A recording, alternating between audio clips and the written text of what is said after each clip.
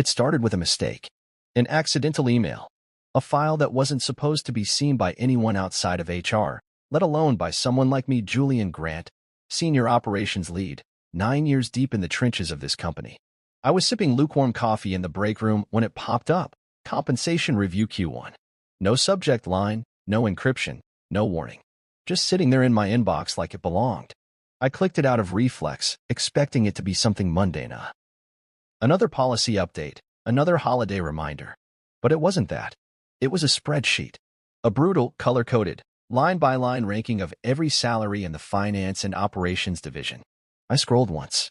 Then again. Then my hands froze. My name, Grant, Julian, was there, row 48. Salary, $94,200. A number I had memorized from too many budget meetings and too many tight-lipped performance reviews. But that wasn't the issue. No, the issue was Alex Yu, a name I barely recognized, 6 months into the company and barely through onboarding, pulling $132,000. I blinked, scrolled further, and there was Beatrice Lyle, my direct report, the junior I had mentored from day one, at $128,000. My stomach dropped. I felt my jaw tighten, my heart slow in that eerie way it does when you realize something fundamental has shifted. My name was surrounded by numbers that screamed betrayal. I wasn't underpaid by a few thousand. I was underpaid by entire mortgage payments, by the cost of a luxury sedan, by years of my life. And the worst part? The part that twisted the knife in slow motion? The person with the authority to fix it, the one sitting at the top of this spreadsheet, the one whose initials signed off on every line item, was Marina Grant, my wife, my CEO. I sat there with the screen glowing, the buzz of the fluorescent lights overhead suddenly too loud. I tried to convince myself it was a mistake. A formatting error, a misclassification, anything to stop the shame creeping into my skin like cold water. I had built this place, not figuratively. I was employee number 16 when we started. I had drawn the workflows, mapped the integrations, stayed late when nobody else did. When Marina pitched investors in glass-walled boardrooms, I was the one behind the curtain, ensuring the machinery never stuttered. And now I was making less than the kid who still called Google for password resets. I closed the file, opened it again, refreshed my inbox. Nothing changed. The numbers were real. I leaned back in my chair, staring at the white ceiling tiles, willing my pulse to steady. I didn't tell anyone. Not at first. I walked back to my desk like nothing happened, smiled when Beatrice asked if I had time for a check-in, answered Alex's Slack about onboarding workflows. But something in me cracked, silently, cleanly, like porcelain under pressure. That night, I sat at the dinner table across from Marina. She was scrolling her phone, her wine glass half full, her fork tapping the edge of her plate absently. I studied her face, the smooth control, the way she smiled at headlines she didn't read. And I wanted to ask her. I wanted to say, why? Why did you sign off on that? But I didn't. Not yet. Because I needed to be sure of what I was asking. I needed more than feelings, I needed facts. I spent the next 2 hours after she fell asleep combing through every policy file I could find. Compensation bands, executive approvals, revision logs. I traced her digital signature back to the spreadsheet. It was her. No mistake. No delegation. She had signed off on the new pay bands herself. I sat there in the blue light of the laptop, my mind racing. This wasn't just a professional betrayal. This was personal. This was someone who shared my bed, knew my ambitions, kissed me on the forehead before early flights, deciding that my loyalty was worth less than a 6-month hire. And yet, the world would say I was lucky. Married to the CEO, insider access, influence. But they didn't see the silence between us. The way she stopped asking how my day was. The way her eyes drifted past me like I was furniture. I closed the laptop slowly and stared into the dark hallway that led to our bedroom. She had always told me we were building something together, that our marriage was a partnership. But now, it felt like I had been stacking bricks for a house I would never be allowed to enter. I stood, walked into the bathroom, and looked at myself in the mirror. Same face, same tired eyes. But something was different. The man in the mirror wasn't just shocked. He was done, not with the job, but with being quiet, with being underestimated, with being the loyal one who never asked for more. I wasn't going to raise my voice or flip a desk. That wasn't my style. But I would not be ignored. Not anymore. The spreadsheet wasn't meant for me. but I had seen it. And now that I had, there was no one seeing it. I would not let this moment pass like the others. I went back to my desk, created a folder on my desktop. I labeled it Equity. Inside it, I dropped the spreadsheet. Then I opened a blank document. Title: The Cost of Being Overlooked. Because that's what they'd learn. That's what you would learn. There's always a cost when you forget who laid the foundation. I didn't wait. Not until Monday. Not until a calendar slot opened up. Not until I found the right words. I walked straight into Marina's corner office that Friday afternoon. No knock. No assistant interference. Just me, the spreadsheet in hand, and the weight of 9 years behind my eyes. She didn't even flinch when I entered. She sat behind her glass-topped desk, eyes fixed on her laptop, the glow of the screen reflecting off her cheekbones like stage lights. She typed for a moment longer, just long enough to make a point, then finally looked up. "Julian," she said, as if I was a scheduled interruption. "I'm in the middle of." I dropped the spreadsheet onto her desk without a word. I didn't need to explain it. She knew what it was. I watched her eyes glance down, scan the first few lines, and then flick back to mine. Her face didn't change. No guilt. No surprise. Just that measured detachment she always wore when things got complicated. "Company policy," she said calmly. "Market entrants come in at different bands now. It's not personal. Not personal." My throat tightened. My jaw clicked. "Not personal?" I repeated, voice low. "Even. You signed off on this. You signed off on paying Alex you $132,000. Beatrice, my trainee, is earning $128,000. And me?" I leaned forward, planting both palms on the edge of her desk. "I'm sitting at $94,200. 9 years. And you're telling me that's not personal?" She shifted in her chair, more annoyed than ashamed. "Julian, it's not a reflection of your value. It's just the current structure. Roles are benchmarked against new industry data. The board signed off on it. Did they know you were underpaying your own husband?" That hit a nerve. Her lips pressed together in that tight line she always made when control was slipping. "You're not being underpaid," she said, more forcefully now. "You're being compensated at your current band. That's how the system works." "The system you created," I said quietly. "The system you enforce." She stood, pushing her chair back. "If this is a problem for you, there are options. We can review compensation during your next performance cycle, or no." I cut in. "I'm not here for a delayed promise. I'm here because I've earned better. And you know it." For a moment, we stood there in silence. Just the hum of the air conditioning between us. I searched her face for something: regret, acknowledgement, anything human. But all I got was the cold gleam of ambition that had replaced the woman I once married. "So," I said, finally straightening, "after everything, I'm worth less than someone who still calls IT to reset their login?" She blinked slowly, then shrugged.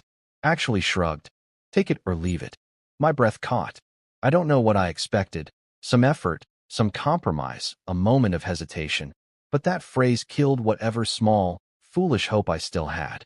She turned back to her laptop, dismissing me with silence. I nodded once, slow and deliberate. No explosion. No slamming doors. I just walked out. Quiet. Controlled. But that quiet wasn't submission. It was ignition. I wasn't walking away from the conversation. I was walking towards something bigger. The elevator ride down felt longer than usual. I stared at my reflection in the mirrored walls, my pressed shirt, my faded wedding band, the tight set of my shoulders. How many years had I walked these halls believing in the vision she sold us all? How many systems had I built, optimized, and protected under the illusion that this was ours? That the company's success was our shared legacy? That illusion was dead now. The numbers killed it. That spreadsheet didn't just show me the gap, it showed me the truth. I wasn't just overlooked. I was conveniently undervalued. And she had made peace with that. Back at my desk, I sat in the chair I had occupied for nearly a decade and stared at the digital clock on my screen. 3:42 p.m. I opened a blank Word doc and wrote the words, "Take it or leave it," in bold at the top. Below it, I began outlining everything I had done in 9 years. Every initiative. Every cost-saving measure. Every late night spent fixing other departments' mistakes. It wasn't a rant. It wasn't even emotional. It was a record. A reckoning. And as I typed, I started to realize something. I wasn't angry because she was the CEO. I was angry because she had become like every other executive I had protected her from. I thought she was different. I thought we were different. But I was wrong.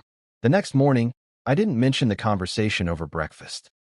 She sipped her espresso, scanned the headlines, mentioned a weekend gala we'd been invited to. I nodded, smiled, played along. But something had shifted. I wasn't just her husband. I wasn't just her employee. I was the one who built the foundation she was now standing on. And she thought she could forget that. Over the next few days, I kept my head down at work. But at home, I started cataloging, gathering evidence, opening conversations with firms who had been trying to poach me for years. And they listened, eagerly. It wasn't just about getting even. It was about finally being seen. I had taken it for too long. Now I was preparing to leave it, with my head held high. Let her shrug again when she sees what comes next. Let her dismiss me as background noise. Because when you build quietly, you also learn how to dismantle quietly. And I had just begun. I didn't rage that night. Didn't slam cabinets or pour myself a drink and spiral. That wasn't how I operated. I was never the loud one, never the tantrum thrower. I was the man who listened while others talked, who paid attention while others showed off. So I did what I've always done when the ground beneath me shifts. I documented. I sat at my desk with the door closed, a single lamp casting soft gold onto the papers and folders I hadn't touched in months. The room smelled like ink and quiet resentment. I booted up my laptop and opened a new folder titled The Backbone Blueprint. It was a name that sounded dramatic only if you didn't know the truth. But I did. I knew what I'd built here. And now, for the first time, I was going to make sure it was all on record. I started at the beginning, year one, when there were only 2 people in operations, me and a temp named Saul who didn't last more than 4 weeks. I'd stayed. I'd built the company's first internal workflow system using a clunky Excel sheet and late nights.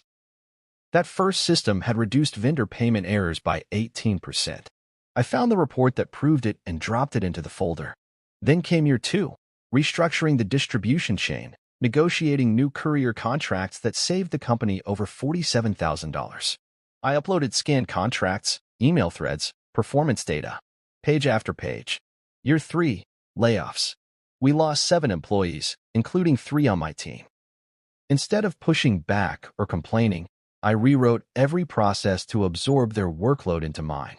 The company didn't collapse because I didn't let it.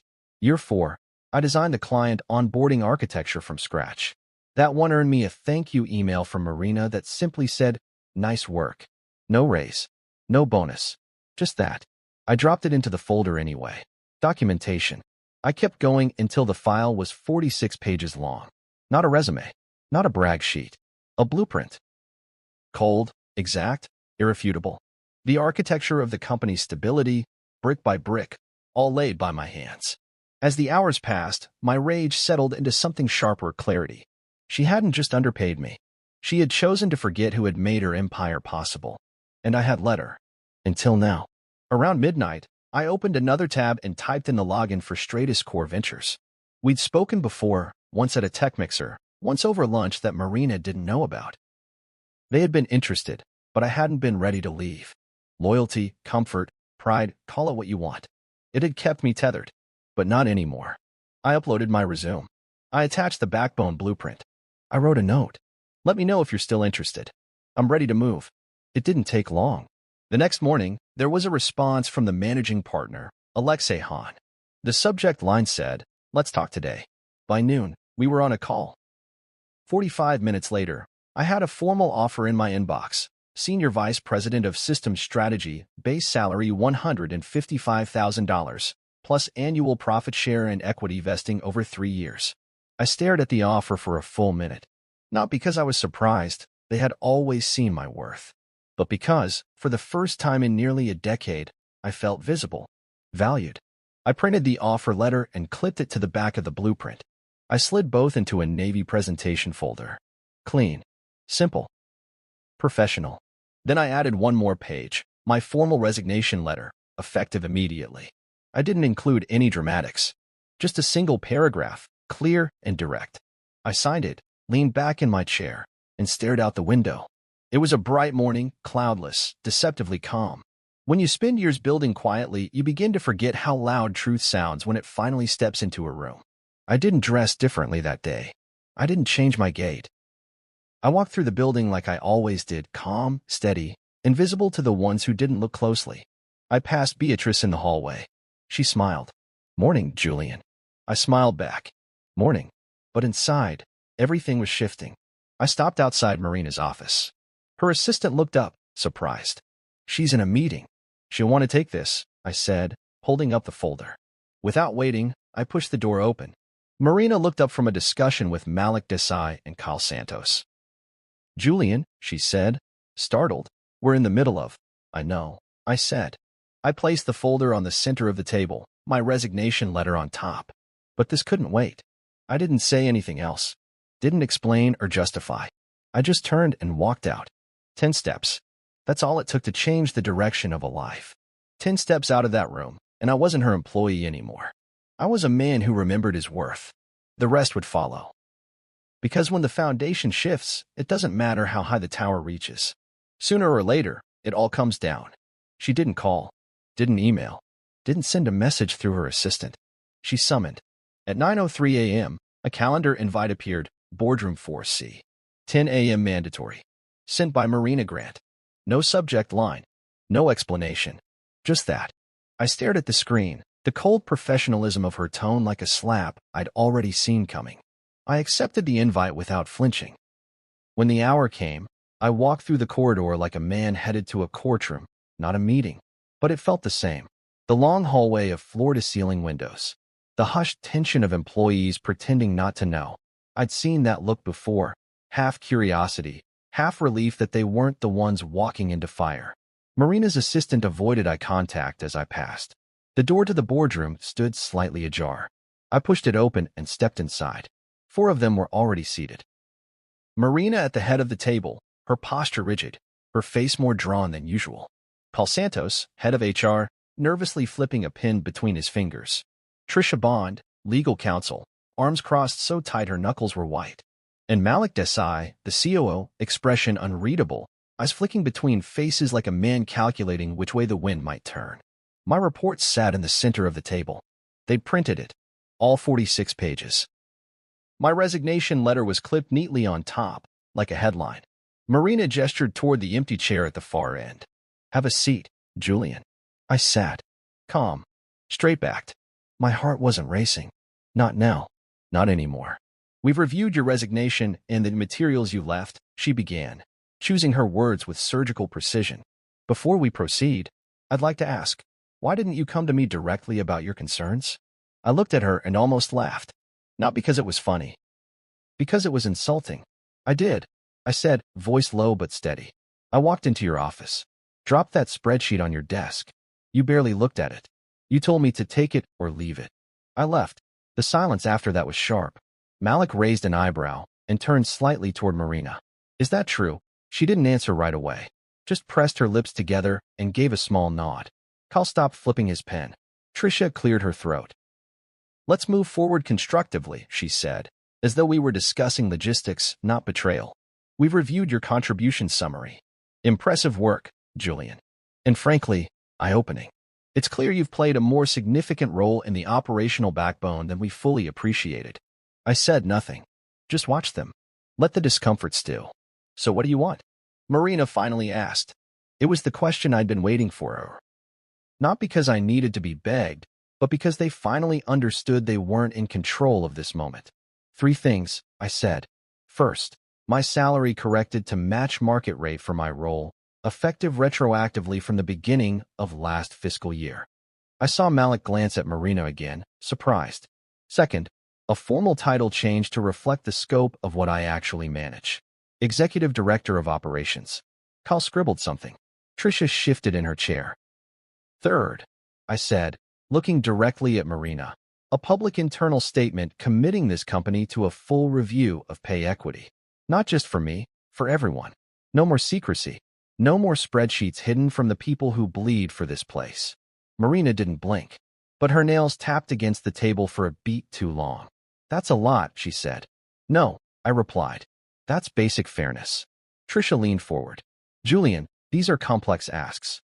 Some of them require board-level approval. The pay equity statement, for example, carries potential legal implications. We'll need time to review. Then review, I said. But know this, you're not negotiating with someone who's bluffing. I have an offer in hand. $155,000 base. Profit share. and the respect I haven't seen in years under this roof. Malik exhaled slowly, the first real shift in his mask.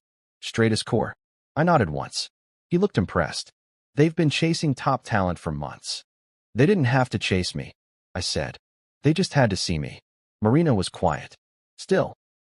I could see the calculations behind her eyes, the 1,000 outcomes she was running through in real time. She'd always been good at that, at staying 3 moves ahead. But today, she wasn't playing chess. Today, she was catching up. Give us 48 hours, she said finally. We'll return with a formal response. 48, I said. Not a minute more. I stood, gathered nothing, and walked out. The door closed behind me with a hush. The kind of hush that follows a truth too heavy to ignore. I didn't expect a quick answer. In fact, I anticipated a few more rounds of back and forth, a few more delays. But 48 hours later, at exactly 10 a.m., Marina's assistant called. She wants to meet. In the boardroom. Right now. The words were clipped, efficient. She didn't have to say who she was. I already knew. I grabbed my jacket and made my way to the conference floor, still thinking through the possibility of their response. The last 2 days had been a whirlwind. Dissecting every move I'd made, combing through every word of the dossier I'd left behind, reviewing Stratascore's offer. It was easy to make a decision when the alternative was fading away. I walked into the boardroom and found Marina waiting alone. She looked tired. Her makeup was more smudged than usual. Her shoulders slumped a little as she looked over a set of documents on the table. When she saw me, her eyes flickered briefly but quickly regained their composure. Have a seat, she said softly. I did, sitting directly across from her. The space between us felt heavier than it should have. She didn't speak at first, just let the silence hang in the air. Then she took a deep breath, as though she was preparing herself to face a truth she'd been avoiding for years. You were right, she said finally. About everything. The numbers, the mismanagement, the inequity. She didn't say it with an apology. Not exactly, but it was the closest I was going to get. So, what now? I asked. What happens next? She sat back in her chair, her fingers intertwined in front of her. I spoke with the board. They agreed to the salary adjustment, effective immediately. She slid an updated offer across the table toward me. I didn't reach for it. What about the equity statement? I asked. What about the transparency you promised? Marina hesitated. The words didn't come easily. We'll issue a statement. A general one. Not as specific as you asked, but something acknowledging the need for change. I stared at her, considering. That's not enough, I said flatly. I need it to be specific, not some vague, feel-good statement. If you want my commitment, it's on the condition that you commit to making real changes. Marina looked at me, eyes narrowing slightly. You're holding me to the fire, Julian. I'm holding you to the truth, I corrected. Because the truth is, I've been here 9 years, watching this place grow, watching you grow. And for all the accolades, all the fancy press releases, there was always one thing missing: honesty. You never wanted to see the cracks in the walls. And when I showed them to you, you tried to bury them. She clenched her jaw, but didn't interrupt. I was getting through to her. I could feel it. The tension in the room shifted. I won't be your token change, Marina, I continued.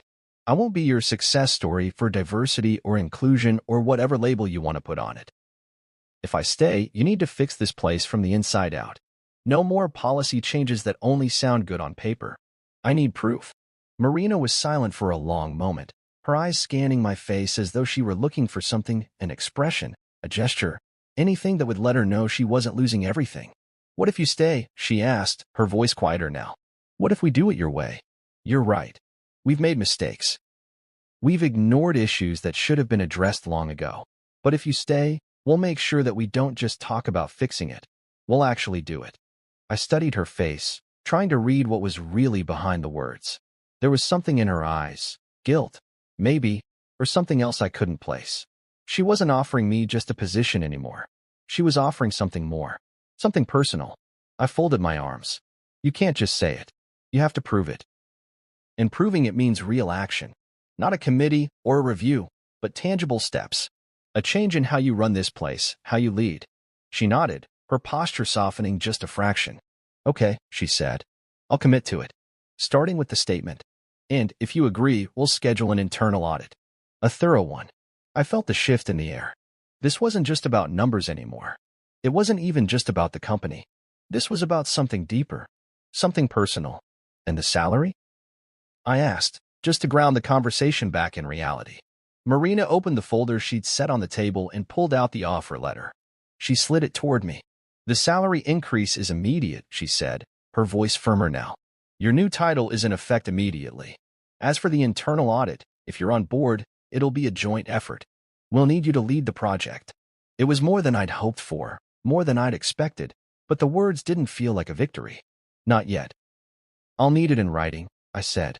Not just the salary, the commitments, the timeline for the audit, the transparency you promised. I'll need a clear plan for how we move forward. Marina leaned forward, her gaze steady and determined. You'll have it. I promise. I picked up the offer letter and read it carefully. It was everything I'd asked for. No loopholes, no ambiguities. I signed it without hesitation. Good, I said, slipping it back across the table. Now we work. She smiled faintly, but it wasn't the smile I was used to. It was more real, less practiced. Yes, we do. I stood up, buttoning my jacket as I did. As I reached the door, I turned back. One more thing, I said, my voice low but firm. This place will never be the same, and neither will we. I left the room without waiting for her response. The door clicked shut behind me, and as I walked back down the hall, I knew one thing for sure. Nothing had been solved, but everything had changed. The envelope came by courier. White, thick, and unmarked except for my name typed in a simple, clean font. I opened it in my office with the door closed, even though the blinds were drawn and no one had knocked since the new title went up on the plaque beside my door, Executive Director of Operations. The same hands that had carried boxes across this office floor 9 years ago now held an offer package worth 6 figures. But as I read, line by line, a familiar chill crept down my spine. I'd seen enough contracts to know when something was off. On the surface, it was everything I asked for. $160,000 salary, back pay calculated, a retention bonus, extended equity consideration. It should have felt like a win. But buried deep in Section 8, disguised as boilerplate, was the clause, the employee agrees to refrain from disclosing any information relating to compensation, internal financial matters, or organizational discrepancies past or present. Past or present. I read those words 3 times. They were counting on my exhaustion, on my silence. They wanted me bought and buried at the same time. I leaned back in my chair, staring at the ceiling like it might offer an answer. The spreadsheet had cracked something open, but this was the company trying to shove it all back into the box. And the worst part? It didn't even surprise me. I didn't storm into Marina's office this time. I didn't send a scathing reply. I folded the offer letter back into the envelope and placed it neatly in my drawer. Then I opened my calendar and pulled up the name I'd been saving like an ace in my hand. Amara Dorsey, chairwoman of the board. She wasn't just a name on a letterhead. She was the pulse of the company's reputation, and unlike Marina, Amara valued optics, integrity, and legacy. I didn't ask Marina's permission. I sent Amara a direct request for a 15-minute meeting. Subject line, compliance concern, urgent. She responded within the hour. Tomorrow, 8:30 a.m. My office. I closed my laptop and stared out the window. The city moved like it always did, cars crawling through intersections, people walking with purpose, pretending their lives weren't built on hidden negotiations and silences bought by fine print. That night, Marina cooked a quiet olive branch. She poured wine, made pasta, and set the table like we hadn't spent the last 2 weeks dismantling each other with contracts and veiled threats. We talked about the weather, about a new restaurant opening downtown. She asked if I'd decided about the offer. I didn't lie. I read it, still reviewing. She nodded, chewing slowly, like she knew exactly what I meant and didn't want to give it air. The quiet between us wasn't angry. It was heavier than that, like we were both holding on to a version of each other we no longer recognized, but weren't quite ready to release. I went to bed early, woke up before the sun, put on a dark suit and tie. Not to impress Amara, but to remind myself that I wasn't a subordinate anymore. I was a man choosing his next move. Amara's office was on the top floor. I'd only been up there twice, once for a holiday function, once when I was helping Marina prepare for her CEO pitch. It felt like a different world. Quiet, carpeted, smelling faintly of leather and eucalyptus. Her assistant ushered me in without a word. Amara sat behind her desk, perfectly composed, a navy blue blazer draped over her shoulders like armor. She didn't rise, just gestured for me to sit. "Mr. Grant," she said, her tone clipped but curious. "I've read your report. Impressive work." "Thank you," I said. "But that's not why I'm here." She tilted her head, waiting. I slid a folder across the desk, only 2 pages inside. The contract I'd received, and the clause in question, highlighted in yellow. "I was offered this yesterday," I said, "along with a raise and new title. On the surface, it looks like a win. But this clause effectively silences any disclosure of what's happened, including the pay disparity, the questionable invoices, and anything else I flagged." Amara didn't move, didn't speak. She just read. I watched her eyes track the lines like a sniper taking aim. When she finished, she closed the folder and tapped a finger once on the top. "You believe this was intentional?" "I know it was," I said. "I also know that if it was buried in my contract, it could be buried in others. This isn't just about me anymore. If you want the board's reputation intact, this needs to be addressed transparently." Amara sat back, steepling her fingers. "And what do you want, Mr. Grant?" "I want integrity," I said simply. "I want this clause removed. I want a full review of all non-disclosure and compensation-related language issued over the past 3 years. And I want it clear in writing that any employee who identifies ethical breaches will not be silenced." Amara nodded slowly. "And if you don't get that, then I walk," I said. "And I take this to the press, to the Ethics Commission, to every client who's ever partnered with this company. I'm not bluffing." The silence that followed was the kind that echoes. Then she smiled, just a flicker. "Thank you, Mr. Grant. You'll have my response by end of day." I stood, nodded once, and walked out. No dramatics. No grandstanding. Just truth. I didn't tell Marina about the meeting. I didn't need to. Because by the time I got back to my desk, a new email was waiting. Subject: contract revision. Approved. No more clause. No more silence. Just a line from Amara. "We heard you. Change begins today." The air inside the Elm boardroom was too still, too precise, as if the room itself had stopped breathing the second I walked in. Marina was already seated, back straight, hands folded on the lacquered tabletop like a sculpture of composure. Tricia sat to her right, her usual lawyer armor in place. Black blazer, unreadable expression. Malik was to the left, gaze flicking between everyone like a man who knew he'd have to pick a side. Kyle Santos, head of HR, sat near the screen. And then there was Amara, joining via video conference. Her image hovered large on the far wall, framed by white space, sharp and calm and deliberate. I didn't sit right away. Instead, I placed a thick folder on the center of the table. "This," I said clearly, "is a compiled audit of all irregular payments from 2022 through Q1 of this year. It includes forged vendor approvals, misdirected consultant fees, and shell companies tied back to 2 internal corporate logins, one of which belongs to Tricia Bond." Tricia didn't blink, but her right hand twitched slightly on the edge of the table. "Excuse me," she said, voice carefully modulated. "Are you accusing me of—" "Not yet," I said. "I'm providing data. I've included invoices, IP logs, timestamps, vendor registrations cross-referenced with corporate metadata. One of the shell companies, Oswald Strategies, is registered to a post office box in Charleston. That box is rented under the name Greg Whitlow, your husband." The room fell into a kind of silence that didn't feel empty. It felt electric, like every molecule of air had paused to listen. Marina didn't look at Tricia. She didn't even look surprised. That told me everything. Malik leaned forward. "You're saying that our general counsel's husband created shell firms to siphon funds out of the company, and that Tricia was involved?" "I'm saying her credentials authorized the transfers. Consistently. And that all those approvals landed just under the amount requiring multi-tier authorization. That's not coincidence. That's strategy." Tricia finally spoke again, slower now. "Those credentials can be cloned. You can't prove I was the one, actually," I said, cutting her off as I slid a printed email thread into view. "Your husband made a mistake." I tapped the first email. "Greg forwarded a vendor intake form to your personal email address, which you responded to, from your company-issued laptop." Tricia's face drained of all color. Her lips parted, but no words came out. I turned to Amara, who had been silent up to this point, her fingers folded under her chin. "Chairwoman Dorsey, I brought this to you first because I didn't want it buried. I didn't want it rewritten or spun into something palatable. I wanted the board to know that for over a year, someone close to the executive suite has been draining this company's resources for personal gain. Amara finally spoke, her voice like tempered steel. Thank you, Mr. Grant. This is thorough. We will conduct a formal investigation immediately. Effective today, Ms. Bond. You are suspended pending the outcome. Trish's mouth opened, as if she might object, but Amara wasn't finished. Your corporate access is to be revoked within the hour. HR will coordinate your exit from the premises.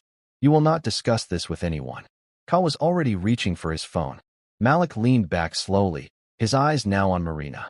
Did you know? He asked her, softly but clearly. Marina met his gaze, steady. Not the details, she said. But I knew something wasn't right. I didn't know Julian had all this. Of course you didn't, I said. You never looked. Her eyes snapped to mine. Not angry, not defensive, just exposed. For once, the calm CEO mask slipped, and underneath it was something more fragile. Realization. Or regret. Maybe both. What do you want now? She asked quietly. I glanced toward Amara. Nothing, I said. I'm not asking for money. Or titles. Or apologies. This company needs to clean house. I'm just here to hand over the broom. I stepped back from the table, picking up nothing, taking nothing with me. I had already given them everything. Amara gave me a small nod. Thank you, Mr. Grant. We'll take it from here. I walked out, my footsteps the only sound echoing in the boardroom. No one followed. No one spoke. Because when truth finally lands, it doesn't come with applause. It comes with silence, the kind that leaves a mark. I made it back to my office and closed the door behind me. I didn't sit down, just stood in the middle of the room, staring at the walls, the window, the photos still sitting on my shelf. Marina and I at that company gala, smiling like we hadn't already been drifting. My phone buzzed. A text. Unknown number. You could have destroyed me. I stared at the screen. Marina. I knew it without needing to check. I didn't respond. Because I hadn't destroyed her. Not yet. But I had given her the one thing she never gave me. Clarity. News travels fast in corporate circles, but scandal travels faster. Within 72 hours, the once pristine walls of the company Marina built were covered in cracks. Some visible, others still spiderwebbing quietly behind the paint. Trisha Bond was suspended. Greg Whitlow was arrested after financial crimes investigators raided their apartment and storage unit. He didn't even put up a fight.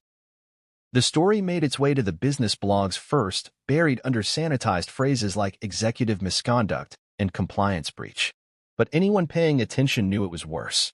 People knew someone on the inside had blown the whistle. And for once, I didn't shrink from that knowledge. I didn't hide behind anonymity. I didn't need to.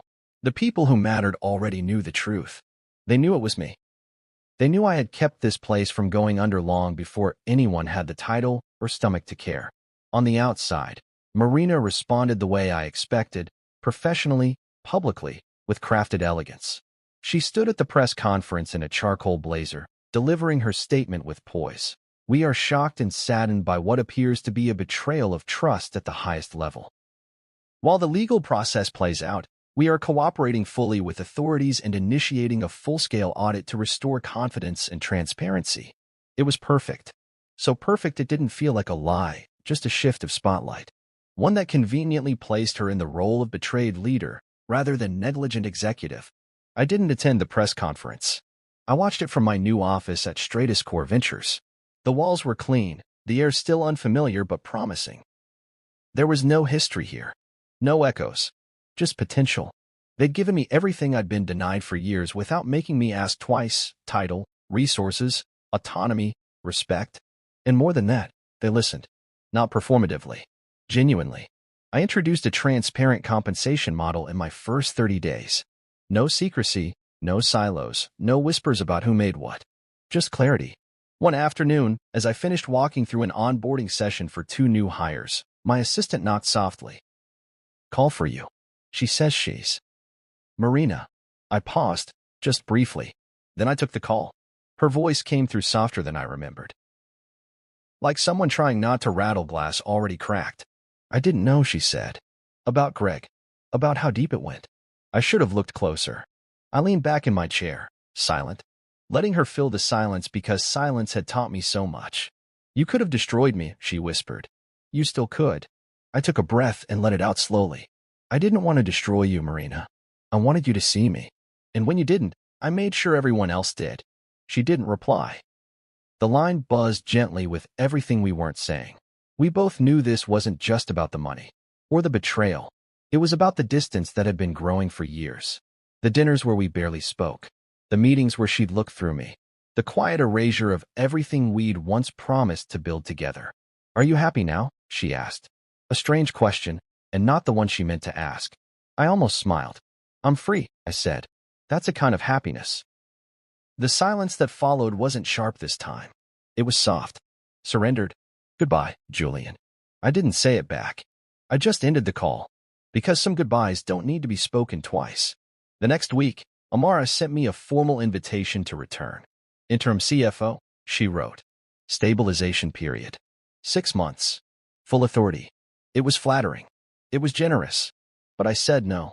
Not because I couldn't fix what was left, but because I didn't want to live among the ashes of what I'd already burned to the ground. I had built too much, survived too much, and I didn't owe them my healing just because I had witnessed their sickness. Marina issued another memo, this one internally. She called it a leadership reset, a fancy way to describe the house cleaning that followed. HR was restructured, finance audited. Several department heads resigned quietly before the audits even reached their offices. There was no fire. No headlines. Just erasure. Quiet, clean, and final. The company never quite recovered. Not from the trust fracture, not from the media glare, not from the exodus of talent that followed once the truth trickled down. It limped along for another 18 months. Then it sold at a loss. Acquired by a firm that didn't even keep the name. They rebranded within the first quarter. I watched it all unfold with the detachment of a man watching a house he once lived in be bulldozed. There was no anger. No pride. Just distance. Just clarity. The kind that only comes when you choose yourself after being chosen last for too long. I still get emails from former colleagues. Quiet thank yous. Some admit they had no idea how bad it had been. Others confess they'd seen signs but didn't want to believe it. They ask how I knew when to walk away.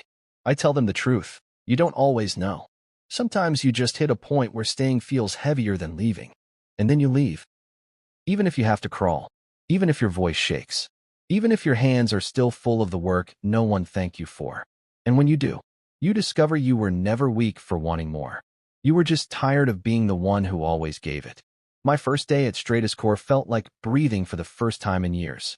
Not the shallow, polite exhale you perform in meetings or the slow, calculated pause before you speak to your boss, but a full breath.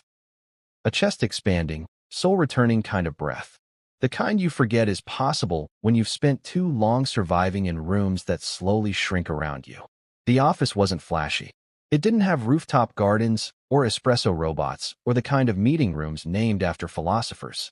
But what it had was trust, respect, a team that shook my hand not because they had to, but because they'd read my work and wanted to build something with me. That mattered more than anything I'd left behind. The onboarding process was quick, efficient. The managing partners gave me autonomy from day one. We don't babysit adults, Alexei said during our introductory meeting. We hire you because we trust you. If we stop trusting you, we stop paying you. It's that simple. I respected that. It wasn't cold, it was honest. And after everything I'd come from, honesty felt like a luxury. I got to work immediately. My first priority was building a compensation system that didn't rely on secrecy. I called it ClearComp, a transparent pay band structure, role-based, performance-indexed, with real-time access for every employee to see where they stood and how they could move forward. No hidden spreadsheets. No HR sleight of hand. It took 2 weeks to design, 3 more to implement. By the end of the quarter, we had 100% engagement on the model. People asked questions. They understood their value. No one was left guessing. That was the point. I knew what it meant to guess your worth in the dark, waiting for someone else to decide if you were enough. I would never let that happen to anyone on my watch. The leadership team backed me fully. There were no games, no politics, just results. When I suggested restructuring our partner onboarding system, something I'd pioneered back at Marina's company, they didn't just listen. They gave me a budget and a team to make it real. In 6 weeks, we shaved the average onboarding time from 19 days to 8. Client satisfaction increased by 38%. One morning, during a metrics review call, Alexei chuckled and said, "Remind me again how anyone ever let you go?" I smiled, not bitter, just honest. They didn't let me go. They just never thought I'd walk. And that was the difference. People don't always push you out. Sometimes, they just keep diminishing you until you forget what it feels like to be whole. And when you finally remember, when you finally wake up, you leave. And you don't look back. But even with everything working, the ghosts didn't vanish. They lingered, not in regret, but in memory. It came in the form of emails. Former coworkers, mostly. A few interns I used to mentor. The messages trickled in slowly at first. Just wanted to say thank you. I had no idea what you were dealing with behind the scenes. You did the right thing. Some were bolder. I'm looking for opportunities. Would love to work with you again. If you hear of anything at Stratus Core, keep me in mind. The most gutting were the quiet apologies. I'm sorry I didn't speak up. I saw it. I just stayed quiet. I didn't blame them. I knew how loud fear could be in that place, and how quiet power becomes when no one believes you have it. By the third month, something interesting happened. Stratus Core began to receive outreach from clients I used to manage under Marina's firm. 3 of the top 5 accounts, major ones I'd personally nurtured, requested to move their business to us. Not out of revenge, not out of drama, but because they knew who had done the real work. They'd seen the shift after I left. They'd felt the difference. The cracks in the system I once held together. One CFO even told me bluntly, "We followed the person, not the logo." I never used those conversations as leverage. I didn't gloat. But inside, a small part of me healed. Because for so long I was made to feel like a cog, replaceable, background, invisible. Now, those same companies were following my leadership, not my title. Marina's company couldn't recover fast enough. The internal audits revealed more than just Trish's embezzlement. Department heads who had been signing off on bonuses to themselves. Procurement loopholes. Outdated compliance software that hadn't been updated in 2 years. There were firings. Quiet settlements. PR statements full of vague reassurances. But what there wasn't, what they could never get back, was trust. I didn't need to celebrate their collapse. I didn't need to track every headline. I knew how it ended. They sold 2 years later to a firm with no interest in keeping the name.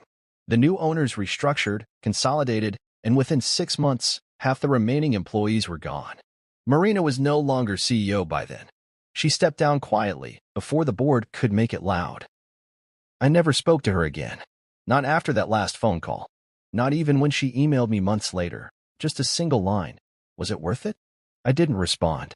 Because the answer was too big to fit in an email. It wasn't just worth it. It was necessary.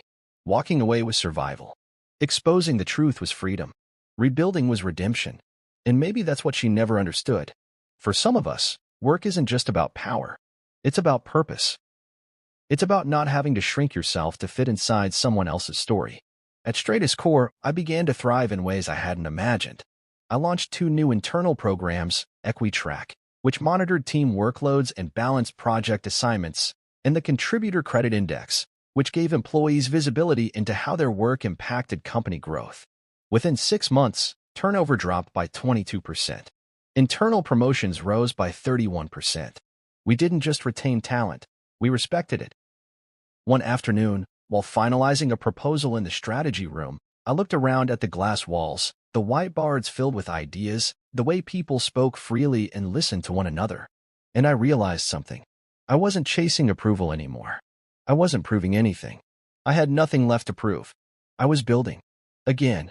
But this time, I was building somewhere that saw me. Somewhere that started with the assumption that I mattered. And that's what made the difference. When people ask me now how I knew it was time to leave, I tell them the truth. I say, it's time when silence feels heavier than risk. I say, it's time when your loyalty is mistaken for invisibility. And most of all, I say, it's time when you look at what you've built and realize they don't even know it was you holding it together. That moment, the realization, hurts. It breaks you in quiet places. But if you listen closely, you'll hear something underneath the hurt. Permission. Permission to leave. Permission to want more. Permission to stop shrinking just so others can stand taller. I took that permission. I left the spreadsheet on their desk. And I walked into a life where I never had to wonder if I was enough. Because I already knew. Today, when I sit across the table from a recruiter, a board member, or an executive pitching me a strategic opportunity, I don't ask how much they're offering first. I ask something else. I ask, do you know what it costs to ignore someone like me? Because I've learned that knowing your worth isn't just about numbers. It's about refusing to let someone else define your ceiling. It's about memory. About every late night that wasn't recognized, every system you stabilized without applause, every decision you made that saved them and cost you something. And it's about having the courage to walk away the moment your loyalty is mistaken for silence. I remember that day I walked out of Marina's boardroom, leaving behind my resignation letter, my dignity intact, and my head held higher than it had been in years. People stared as I passed their desks. Some pretended not to see me. Others watched openly, eyes wide with the kind of quiet awe that said, I wish I could do what you're doing. I didn't stop to tell them they could. I knew most wouldn't believe it until their own spreadsheet landed in their inbox, until they saw their value reduced to a line item someone else could shrug at. But some of them, some did reach out. And that mattered more than I expected. I've kept those emails. I read them sometimes, when I need to remember how far I've come. Not because I need validation, but because those messages remind me that I wasn't just fighting for me. I was opening a door. And once you open it, you have a choice. Walk through and leave it swinging behind you, or wedge your foot in the frame so others have a chance to follow. I chose the second. I always will. My life looks different now. StrataScore's glass walls and quiet corridors are a world away from the cold performance theater of Marina's firm. There's no curated silence here. No toxic professionalism dressed as policy. When someone disagrees with me, they tell me. When I propose something radical, like the profit index transparency model or direct bonus ballots, they don't try to box me in with politics. They ask questions. They build with me. They challenge. They contribute. And when someone contributes, I make sure their name goes on the result. That was one of the first things I changed when I got here. Credit. At my old company, people like me were expected to play the background. Build. Protect. But let others present it. Let someone else shine. I was done with that. I've lived what happens when your name gets quietly erased from your own blueprints. So now, every initiative we complete at StrataScore includes a contributor index. It lists every hand that touched the project, every hour, every decision. We don't reward quiet martyrdom. We reward impact. Some days I get asked, usually by younger staff, how I stayed so long in a place that undervalued me. I tell them the truth. At first, I didn't know I was being undervalued. I thought I was paying my dues. I thought if I just worked harder, proved more, kept showing up, someone would notice. I bought into the myth that loyalty guarantees recognition. It doesn't. Loyalty, without boundaries, turns into servitude. And once you cross that line, it's almost impossible to find your way back without something breaking. For me, it was that spreadsheet. A simple mistake, an accidental email, and it shattered everything I'd built my sense of purpose around. And I'm grateful for it. Because without that moment, I might still be there. Still grinding. Still shrinking. Still believing that the scraps they handed me were all I deserved. But I also don't romanticize the moment I left. It wasn't easy. It wasn't cinematic. It was quiet. Lonely. It meant stepping into the unknown with nothing but a folder of receipts and a backbone I hadn't used in years. It meant rebuilding my confidence in real time, while people watched and judged and whispered. But I did it anyway. And now I look back, not with regret, but with clarity. Marina reached out once more after the company folded. It was a short message. You were right. I didn't reply. Not because I hated her, but because I didn't need anything from her anymore. Not acknowledgement, not closure. I'd already given myself both. When I speak at leadership forums now, I talk about two things. First, how to build systems that don't exploit quiet contributors. Second, how to leave when you realize you're one of them. People nod, scribble notes, ask questions like, but what if your industry punishes you for speaking out? And I always say, the only thing worse than being punished for speaking out is being forgotten because you didn't. I'm not interested in revenge. I never was. What I wanted, what I still want, is justice. And not the kind that comes from lawsuits or press coverage. I wanted a new model. A way to lead that doesn't rely on making someone small to feel tall. And we're building that now. It's slow. It's hard. But it's happening. Just last quarter, we launched an internal equity accelerator. We partnered with local universities to provide paid internships to students from underrepresented backgrounds. No unpaid labor. No vague promises. Real work, real credit, real pay. I oversee the program personally. Every Friday, I meet with the interns.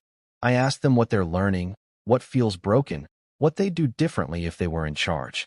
One of them, Leah, looked at me last week and said, "I've never felt this safe being honest before." That matters. That's legacy. Not the building you leave behind, but the courage you pass on. As for me, I still keep a copy of the spreadsheet that started it all. Not to hold a grudge, not to relive the wound, but to remember. It's framed in black and white, printed on the same cheap office paper it came to me on, and it hangs just behind the door in my home office. No one sees it unless they're meant to. And when they do, I tell them the story not as a cautionary tale, but as a blueprint. A reminder that mistakes reveal more than people expect. That sometimes the error wasn't the email. The error was thinking you could bury a man's worth beneath policy and procedure. Now, I move differently. I negotiate differently. I don't apologize for wanting more. I don't sit quietly at tables I helped build. And I no longer confuse humility with silence. My wife is gone. Not in the literal sense. We still see each other at the occasional event, still nod politely in the rare moments our paths cross, but gone in the sense that whatever we built is long behind us. We don't talk about the past. We don't discuss the company. Sometimes I think she envies my peace. Sometimes I think she still doesn't understand it. But peace didn't come from winning. It came from walking away before I lost myself entirely. So if you're reading this, stuck in a job or a relationship or a cycle that keeps taking without giving back, I want you to know something. You're not crazy. You're not weak. You're not overreacting. You're waking up. And when you do, don't wait for permission. You don't need a spreadsheet. You don't need an apology. You don't need them to see it first. You just need to move. You don't owe them your silence. You don't owe them your exhaustion. And you sure as hell don't owe them your magic at a discount. Walk, even if you're scared. Especially if you're scared. And when you do, leave the invoice on their desk. Then shut the door behind you.